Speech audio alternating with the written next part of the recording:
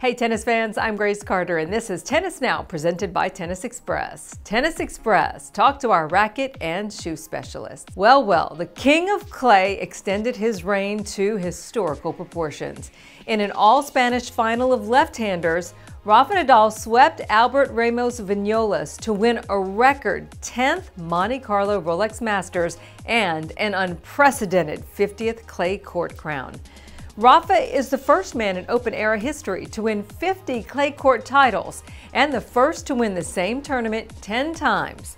And with that, he breaks the record of 49 he previously shared with Hall of Famer Guillermo Vilas, who presented Rafa with the first ATP title trophy that he ever won. The 70th tournament title of his career came nearly a year to the day after Rafa won his last championship in Barcelona. The 30-year-old Spaniard won his 29th career Masters title, which is second on the all-time list right behind Novak Djokovic, who has 30. It was also Rafa's first title with his mentor and new coach, Carlos Moya. Nadal now takes aim at winning both Barcelona and Roland Garros, each for the 10th time. Hall of Famer and Romanian captain Ilie Nastase faces a possible lifetime ban from the ITF after imploding in one of the ugliest outbursts in Fed Cup history. In fact, the ITF is investigating Nastase for his outrageously bad behavior. In case you missed it, officials booted Nastase from Romania's home tie against Great Britain, and they revoked his credentials after he went ballistic in a vile, sexist tirade branding British players, including Johanna Konta, with words that begin with F and B. We will spare you the details. Nastase insulted the players, the officials, the opposing captain, Serena Williams, and threatened a British journalist who reported on his remarks. After being booted off the grounds, Nastase then had to be restrained by security from going after British journalist Eleanor Crooks, who had reported his remarks. Crooks posted a video of the incident on Twitter that shows him calling her stupid and questioning why she reported it. This all went down during an angry meltdown that reduced Konta to tears and prompted a brief stoppage of play in her match versus Sorana Cîrstea. After all that ugliness, a defiant Nastase not only defended his outburst, he actually defied the ban and returned to sit in a VIP section during the final day of play. And the rant continued.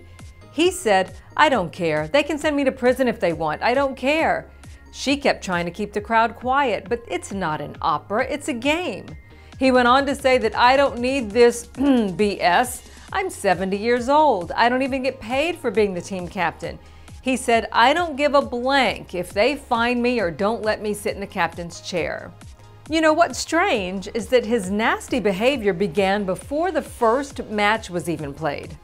When Simona Halep was asked her reaction to Serena's pregnancy during a press conference later, Nastase interjected a racial remark. During a Fed Cup photo op, Nastase provoked further outrage, wrapping his arm around the British captain, who by the way is married and a mom, asking for her hotel room number. While condemning Captain Nastase's behavior, Romania's Sorana Cîrstea suggested that Johanna Konta use the incident as gamesmanship to take a break from the match. Well, when play resumed, Konta did not drop another game. Sorana also recounted some of the vile names that she's been called in the past. We're going to leave out the details, but she did share some pretty graphic stuff. Admitted that Johanna deserved to win the match, but she said she didn't understand why she cried and why she had to leave the court. She says she's been called all kinds of nasty things, but she has never left the court. She says she stood and played. Well, Johanna Konta responded with this. She says, with all due respect to Sorana, she was not in my shoes on that end of the court, being verbally threatened. Any abuse isn't all right, but when it's a couple of meters away from you, screaming at you, that's a different ball game. Johanna says you don't truly know how it affects you until you experience it. She said, so I believe Sorana may have been slightly unaware of what was happening. Now, there is growing speculation an ITF lifetime ban may be coming for Nastase. Among several sad aspects of Nastase's meltdown, it overshadowed a very dramatic and exciting Fed Cup weekend. Coco Vandeweghe and Bethany Mattek-Sands joined forces again to clinch Team USA's 3-2 win over the Czech Republic. A dominant Coco accounted for all 3 American points, sweeping all 6 sets that she played against a Czech team that was without stars Karolina Pliskova, Lucy Safarova, and Petra Kvitova. In Kathy Rinaldi's first season as U.S. Fed Cup captain, the Americans are now just a win from a record-extending 18th Fed Cup championship. And Team USA showed their family spirit, evoking a very Brady spirit. And that's the way they all became the tennis bunch, the tennis bunch, the tennis bunch. That's the way they became the tennis bunch. That's pretty cute. In other Fed Cup news, Belarus beat Switzerland 3-2 and will host the USA coming up in November.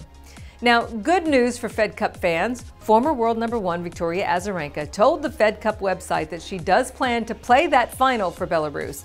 And by the way, Vika's son Leo, now 4 months old, she says she plans to launch her comeback in Stanford later on this month. And that's our news for now. I'm Grace Carter. We'll see you next time here on Tennis Now.